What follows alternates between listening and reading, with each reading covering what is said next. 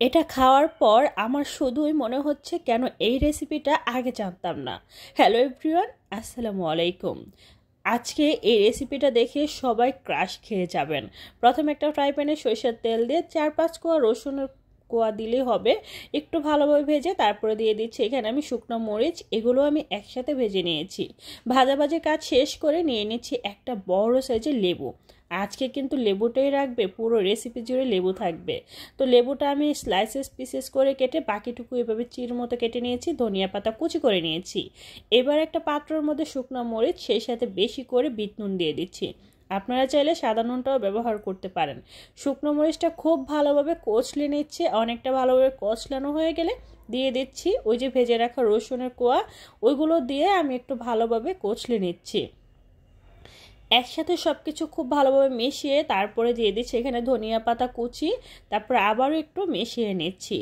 এবার দিয়ে দিচ্ছি ফ্রাই প্যানে থাকা সরিষার তেলটুকু, যতটুকু আছে সবটুকুই দিয়ে দিয়েছি। এবার আমি লেবুর জুসগুলো নিয়ে নিচ্ছি। আপনারা চাইলে এখানে 2-3টে লেবুও নিতে পারেন, একটু বাড়িয়ে বানাবেন, ঠিক আছে? আমার মতো এরকম কম বানিয়ে পরে আফসোস করবেন না।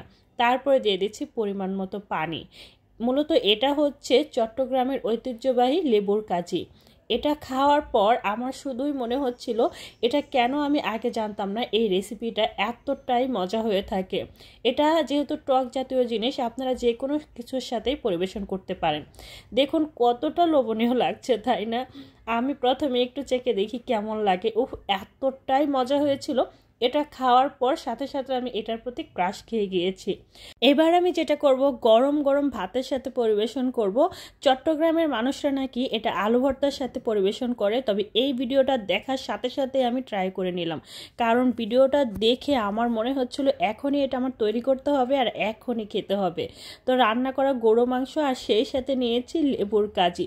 ভীষণ মজার একটা রেসিপি। যারা কিনা এটা এখনও ট্রাই করেনি, আমি একটা রিকোয়েস্টই করবো যে একটু ট্রাই করে দেখেন।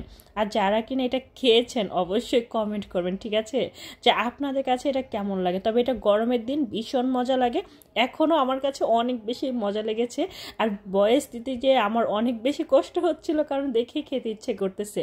যাই হোক, ভিডিওটা কেমন লাগছে অবশ্যই কমেন্ট করে জানাবেন। ভালো লাগলে লাইক কমেন্ট শেয়ার করতে ভুলবেন না। চ্যানেলটা সাবস্ক্রাইব করে রাখবেন, পেজে লাইক ফলো দিয়ে সবসময় সাপোর্ট করবেন। কে কোথা থেকে ভিডিওটা দেখতেছেন অবশ্যই কমেন্ট করে জানাবেন, ঠিক আছে? আর আমি এটা খাওয়ার পর এটা দিয়ে আমি 2-3 প্লেট ভাত কিন্তু অনায়াসে শেষ করে ফেলেছি। আজকে এই পর্যন্তই। সবাই ভালো থাকবেন, সুস্থ থাকবেন, আর অবশ্যই আমার জন্য দোয়া করবেন। আল্লাহ হাফেজ।